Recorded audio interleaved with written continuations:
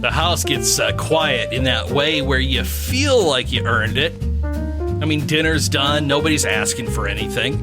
And here I am walking down the hallway, and I noticed something. All three of my kids are on YouTube. Nothing dramatic, just there. And I feel that little tightening in my chest, and part of me really wants to shut it down. Another part of me is kind of curious why this is what they landed on. And those two thoughts really do not cooperate well. Hey, welcome to 1 Minute Later. I'm Craig, and this is where I kind of say the quiet part out loud, think it through with you, and try not to sound smarter than I actually am. So let's continue here. I grew up with TV. You watched what was on because, well, that's what existed. When it was over, it's over. This feels pretty different, though. Not necessarily bad, it's just kind of unfamiliar. And I know what some of you might be thinking already. The internet is a mess. I mean, with TV, at least you could hear what was being said when you walked through the room. And that's pretty fair. That's fair. This isn't safer, it's just quieter, which somehow makes it harder to keep up with. Lately, I've been wondering if my kids are choosing YouTube because it feels closer to them. It's someone talking straight to them. Someone who feels accessible, someone who doesn't sound polished. And I gotta admit, I don't love how much that matters. Not because I think YouTube is good for them in some kind of magical way, because it raises a question I wasn't asking before. What are they actually reaching for? I don't know the answer. What I do know is this.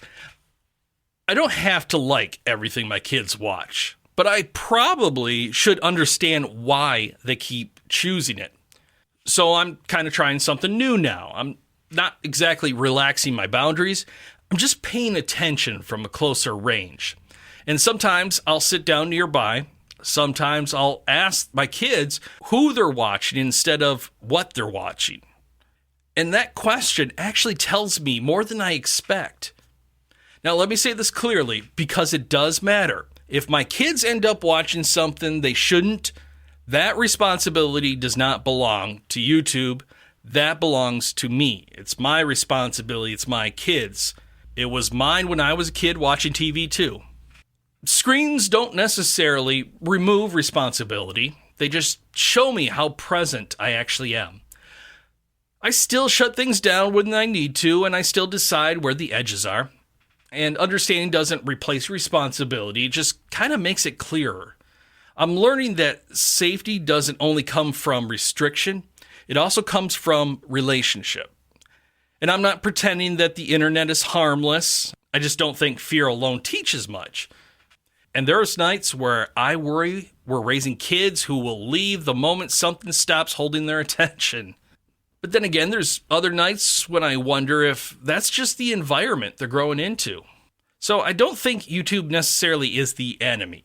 I also don't think it ever knows when to step away either. So tonight, I don't take the screens, I just stand there a little bit longer than usual. I watch what they're watching. Not to approve it, not to co-sign it, just trying to understand what my kids are reaching for when the house goes quiet. And maybe what I need to reach for too. So if you're listening to this and still not sure where that line should be in your house, totally okay. I don't know either. But I think the goal isn't to have it all figured out. I think the goal is to stay awake to what's actually happening right in front of us.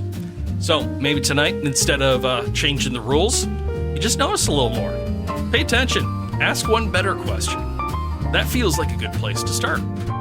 Hey, I'm Craig. This is 1 Minute Later, and thanks for sticking around with me.